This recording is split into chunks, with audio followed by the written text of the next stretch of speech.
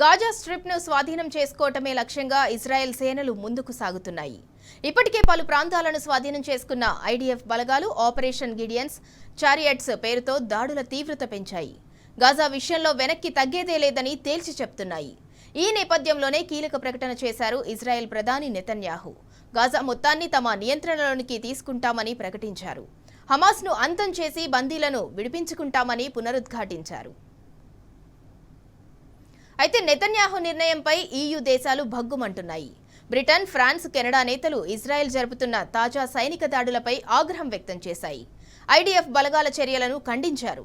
Israel తన సైనిక దాడులను ఆపకపోతే కఠిన చర్యలు తీసుకుంటామని హెచ్చరించారు.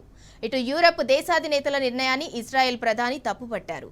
2023 అక్టోబర్ 7 నాటి ఘటనను పట్టించుకోకుండా ఇప్పుడు దాడులు చేసేలా ప్రోత్సహిస్తున్నారని ఆరోపించారు.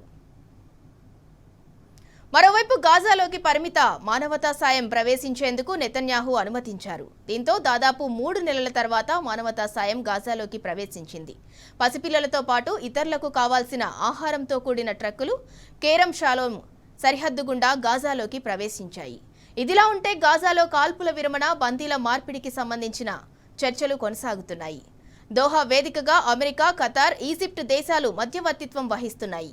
కాల్పుల విరమణ, రోజుకు 400 సహాయ ట్రక్కుల అనుమతి తదితర ప్రాతిపదికనలను చర్చిస్తున్నాయి.